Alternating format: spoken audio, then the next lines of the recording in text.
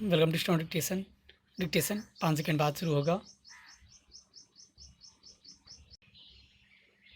Ready start. भारतीय चिंतन और जीवन दर्शन धर्म आधारित रहा है। धर्म कोई विशेष पूजा पद्धति न होकर जीवन व्यवहार का निष्कर्ष है।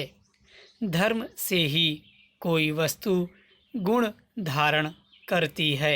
जैसे विद्यार्थी का धर्म है अध्ययन। यदि कोई विद्यार्थी अध्ययन छोड़कर व्यापार करने लगे तो उसे कौन विद्यार्थी कहेगा।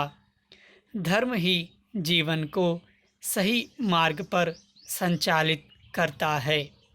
तभी वेदव्यास कहते हैं कि जो व्यक्ति धर्म का हनन करता है, धर्म उसका हनन करता है, और जो धर्म की रक्षा करता है, धर्म उसकी रक्षा करता है।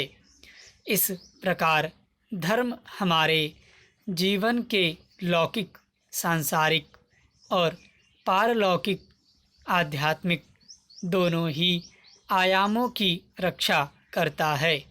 Para change.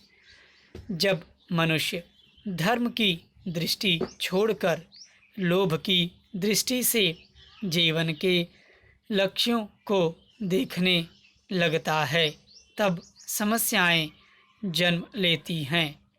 जैसे जैसे मनुष्य आत्मा की समृद्धि अर्थात धर्म को छोड़कर भौतिक समृद्धि अर्थात सांसारिक वैभव के लिए जीने लगता है, वैसे वैसे विनाश के लक्षण गहराने लगते हैं।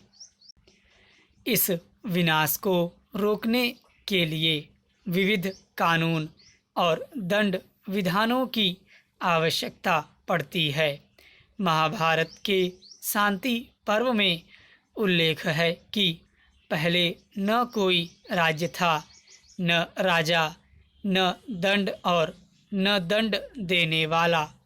समस्त प्रजा धर्म द्वारा ही एक दूसरे की रक्षा करती थी।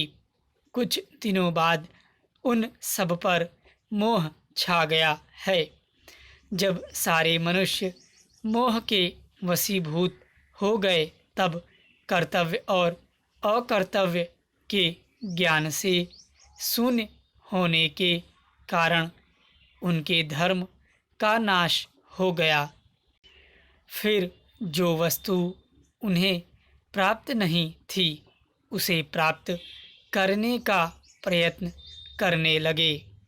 वस्तुतः यहीं से उस उपभोगवादी संस्कृति का बीजारोपण हुआ। Para change. इस प्रकार लोग अपने धर्म पथ से भटकते चले गए। समाज को पुनः धर्म पथ पर लाने के लिए दंड व्यवस्था की आवश्यकता पड़ी, परंतु यह कोई बहुत निर्दोष व्यवस्था नहीं है। दंड मात्र बाह्य नियंत्रण कर सकता है, जबकि धर्म पालन आंतरिक नियंत्रण। यदि व्यक्ति स्वयं ही अपने जीवन धर्म का पालन करे तो एक सुव्यवस्थित समाज की स्थापना संभव है। स्टॉप।